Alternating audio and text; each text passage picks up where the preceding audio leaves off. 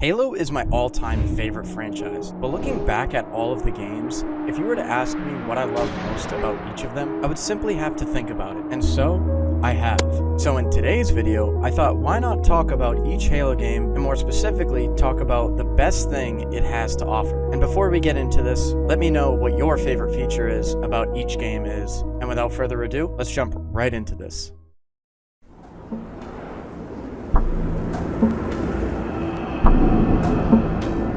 When talking about what I love most about these games, you would think it's hard to pick what makes CE so fun. But right away, I get this feeling of wonder, and that alone is what I love most about CE.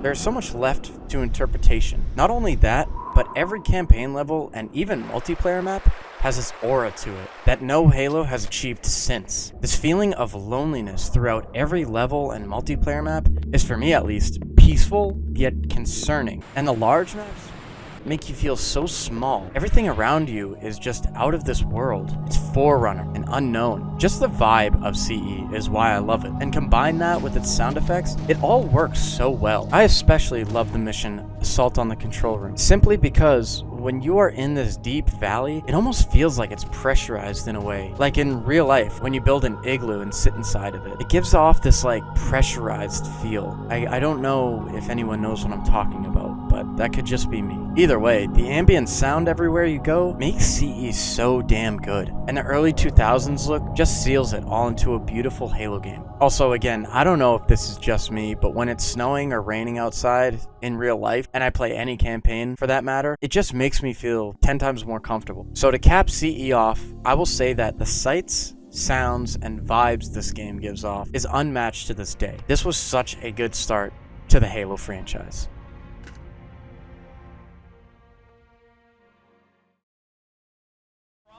Was very real. We're just moments away from midnight, November 9th, and the launch of what is perhaps one of the most anticipated console video games of all time. I'm going to step aside and let these guys tell you what it is.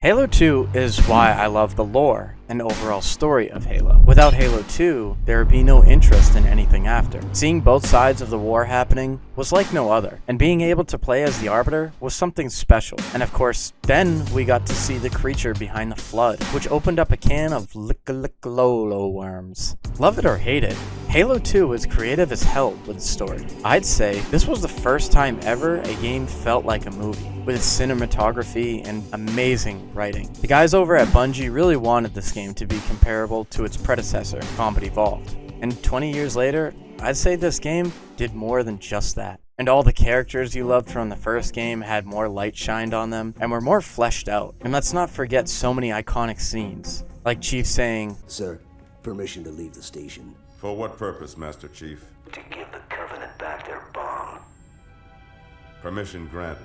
The characters were so memorable. You had the three prophets, Sergeant Johnson, and his surprising yet welcome return. We also got Artas Vadum, Tartarus, and many more. I loved every character in this game, and it goes to show how good Joe Staten is at writing characters. This game was a monumental success in the eyes of many, me included. I mean, I have the collector's edition, I like it that much. And so Halo 2 has hands down the best story, innovating in so many ways, and there was plans actually to have the story go off in a completely different direction, but I'm glad we got this version instead. Halo 3's release is what I should say I love most about this game. I mean, the sheer magnitude of hype this game generated back in 2007 was unlike anything else. And when this game came out, it exceeded expectations. Trust me, when you fire this game up, your little fucking nuts are gonna start quaking, buddy.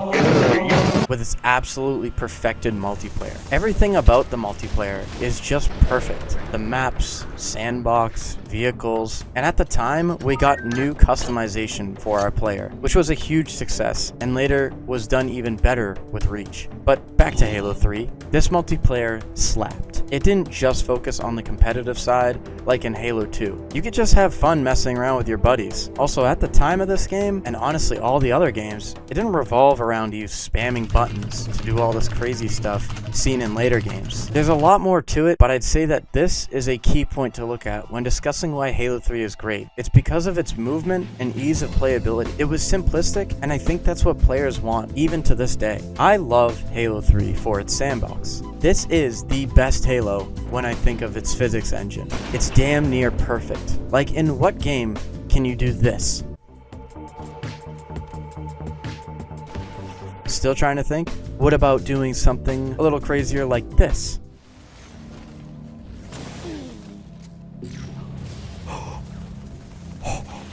I don't know how people think of this, or how even the developers thought of doing this, but this is like one of the reasons why I love Halo 3.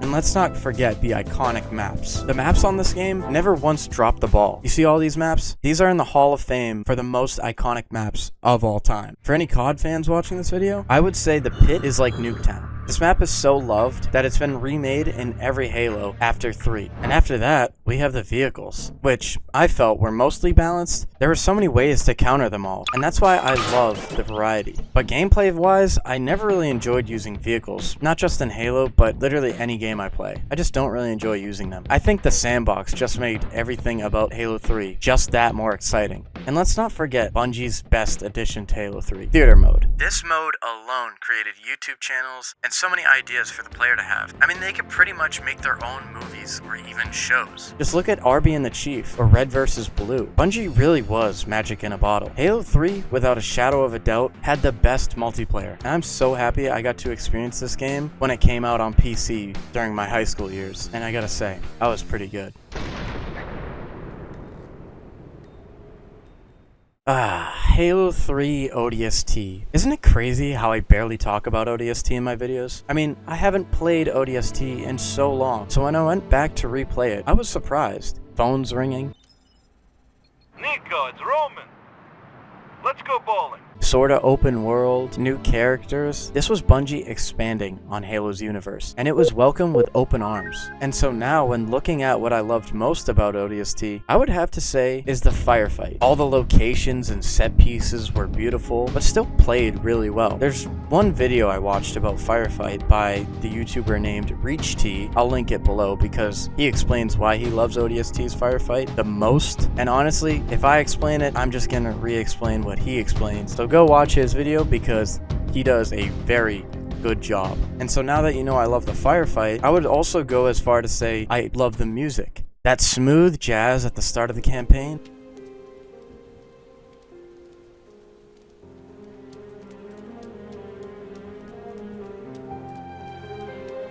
The rain falling down just gives it that detective Nori?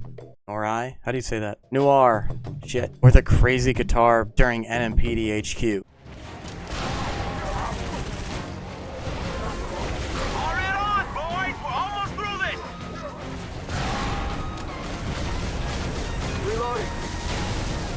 Firefight and the music for ODST is so perfect, I feel like I could go on for days, but I won't. And if you guys want to see more ODST from the channel, let me know.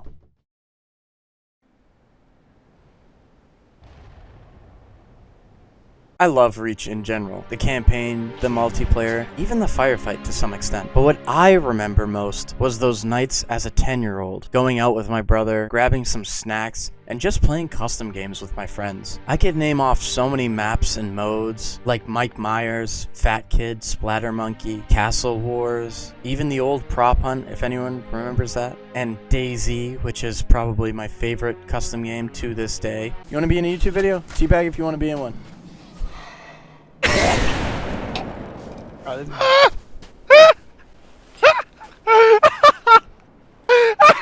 Custom games was where I met so many people. Like, I had this old clan training with my brother, where we would later become friends with those players and run Griffball all night to grind for XP. It's honestly amazing how I get to tell these memories with hundreds of you guys. And if you're still here and don't mind dropping a sub, I'd greatly appreciate it. Also join the Discord, and then maybe one day we could relive these moments. But back to Reach. Forage World made this all possible. This one map alone took a spin on the idea of a map.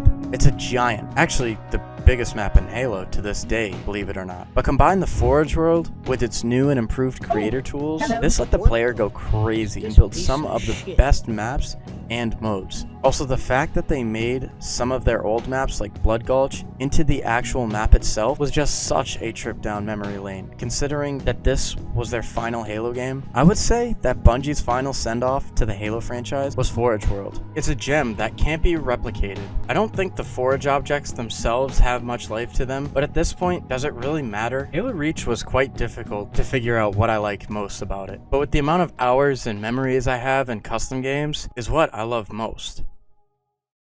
With Halo 4, if I'm gonna be honest with you, I don't really care much about Halo 4. One thing I did enjoy, gameplay-wise, was SWAT. For a kid my age, I was pretty damn good. And let's not forget Halo 4 Cortana. I know I didn't really talk about Halo 4 itself, but I'm okay with this part of the video. Anyways, Halo 5.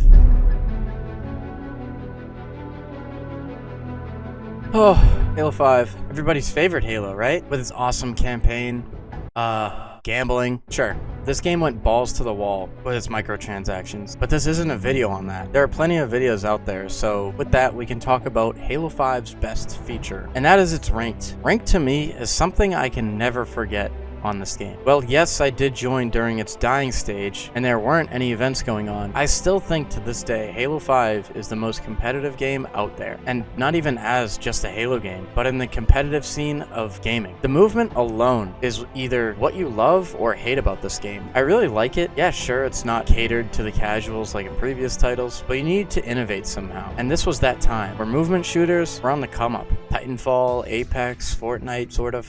But these games were doing things different, and it paid off. But of course, as Halo players, we just have to complain. Sorry, I just went on a rant. What are we talking about? Oh, right. Ranked. This game was incredibly fun to watch. There are so many players that were nasty and still are in Infinite. The maps, objectives, and let's hold X to pay respects to the best rank ever, the champion rank. The champion rank was earned if you were a top 200 player, and I remember getting this back in 2018. Baby, let's go. There it is. I miss this rank so much, and it literally needs to be in the next Halo game because I keep matching some weird players in Infinite, okay? That should not be this high rank. Honestly, me included sometimes. And so finally, we have Halo's latest title, Halo Infinite. The worst launch a Halo game has ever had, and I would say the best return a game has ever had. That's right. I'm a huge fan of Infinite now, and I play it all the time. Back green again, one. The hell am I looking at? All the maps, modes, are a lot of fun, and if you still think this game sucks, I recommend trying out Ranked, and also watching this video on it. Little shameless plug. But the key thing... But the key thing to look at with Infinite is its maps. Do you notice anything about them? No? Okay, well what it is the best feature this game has to offer isn't the campaign, multiplayer, or its gameplay. It is you and also the Foragers. Whether you get on for an hour or play this every single day, you are the reason why I love Infinite. Because it has failed us, yet here you stand, pushing on, keeping the Halo spirit up in such desperate times. And for the Foragers, these guys are the reason we can play on so many maps. I mean, just look at this. This is the reason people play this game. Yeah, sure, it's free to play, whatever, but look, these Foragers don't get paid, and they just do it out of pure passion. But that is going to do it for today's video. Thank you all for watching. Don't forget, the like and sub button are free, and I will see you guys later. Yo, I actually really like that name, Ronan, bro. I think I might name one of my kids that.